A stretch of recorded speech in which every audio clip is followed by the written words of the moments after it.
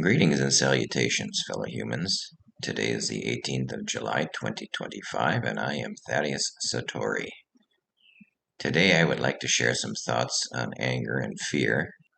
Since these topics have been addressed over thousands of years by so many who are far smarter than me, I will adapt a few of these wise observations and relay a few thoughts of my own. Though anger, fear, and other stress reactions can be extremely useful in rare circumstances, frequent or extended periods of stress are very damaging to our bodies and minds. Modern science has clearly shown this connection to adverse health issues. But even Mark Twain, more than 100 years ago and without the help of modern science, had this to say about the former. Quote, "Anger is an acid that does more harm to the vessel in which it is stored than to anything on which it is poured." End quote. This theme is further illustrated by a contemporary spiritual teacher called Eckhart Tolle. He tells a story that he calls "The Duck with the Human Mind," and it goes something like this. One day, Eckhart is at a pond in Hyde Park in London watching the ducks go about their business. One duck happens to swim a bit too close to another, and that other duck attacks. The two of them engage in a very intense but brief fight. Then they swim off in opposite directions, rise up and flap their wings vigorously to release the stress, then continue swimming on as if nothing had happened. Tolle goes on to imagine what would happen if the duck that had attacked had had a human mind. "Did you see that dirty SOB? He did that on purpose. He swam close to me just to make me mad. One day I am gonna get him." And on and on. He retells this story to himself, to all his family and friends, and to anyone who will listen. Through this retelling, he keeps reliving the event, and his body is unable to realize that the actual situation has already passed, and so it releases the same stress hormones that it would if the situation were happening in real time. Think of a grudge that you may be carrying. Do you go on reliving the experience over and over, both in your mind and in your body? It seems that we humans have a hard time letting go. Ego. Another observation I would like to share comes from the neuroscientist, biologist, and primatologist from Stanford University, Robert Sapolsky. In 1994, he published a book called "Why Zebras Don't Get Ulcers," which basically concludes that when an attack by a predator is over and the zebra has managed to escape, it doesn't go on reliving the event in its mind or continuously worry about the next attack.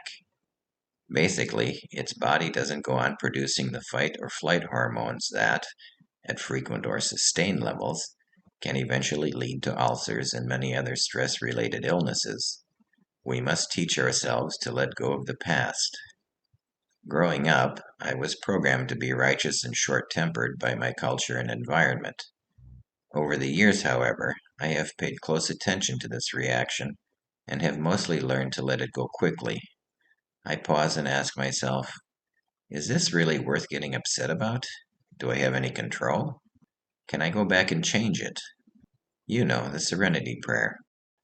I find that it is also good to ask myself if I am sometimes guilty of the same behavior without realizing it.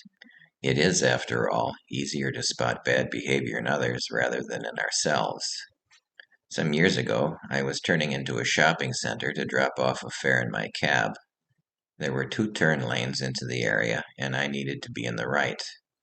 However, the right lane had a long queue, and I was not sure I would make it through the green arrow. So I did what any good cab driver would do. I got through the light in the left lane and then pulled a sneaky move into the right. It was still dark out, and the guy behind me flashed his lights and beeped his horn, and I thought to myself, come on, mate, it's not a big deal. I didn't put you in any danger, and I have only set you back a few seconds. Not 5 minutes later, a driver did about the same as I had just done, and my knee-jerk reaction was the same as that other guy's. Fortunately, after just a moment, I was able to see the absurdity in my reaction and began to laugh at myself. It was the perfect time to take my own advice, and I did. I put my ego and programming down, assessed the situation, decided it was nothing, and let it go. An epiphany, a satori. Although I am not always successful, I do my best to stay out of arguments. I have realized that when people are angry, their ears turn off. There is no point in talking, so I just try to bite my tongue. It's also important to allow myself the time to figure out both my lesson and the lesson I wish to convey. If the person and the issue are important, I come back to them after the dust has settled and the fog has cleared. If they are not important, I just let it all go. If someone tries to draw you into conflict, there is a great story of how the Buddha dealt with it. It goes about like this. One day, the Buddha was sitting with his disciples, and an irate man came in and started screaming at him. "You're a fake, you're a fraud, a charlatan!" The man went on, and the Buddha sat there calmly, made no reply, offered no resistance. In exasperation, the man finally shouted, "Why don't you defend yourself? Are you a coward?" The Buddha then calmly asked, "Tell me, if a person offers you a gift and you refuse it, who is left holding the gift?" We all have the choice of whether or not to be drawn in. Choose your battles wisely.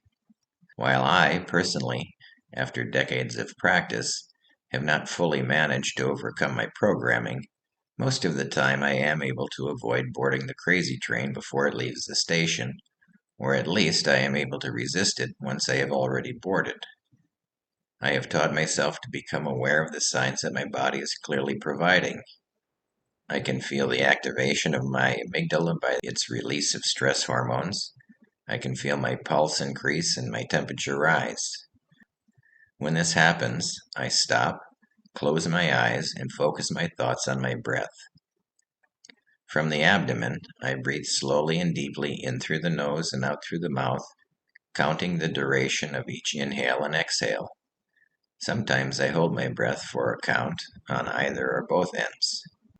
If I am on stage, as I am in the classroom, I try to do it at least 5 times. If I have lots of time, I count each cycle starting at 10 and going down to 1, and repeat this process as many times as is necessary for me to calm myself.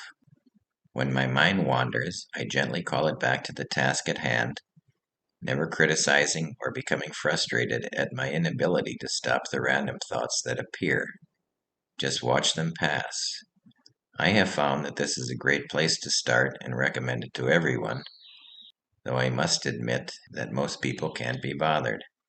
Still, I hope you give it a try. I have also found that exercise is a great way to alleviate stress.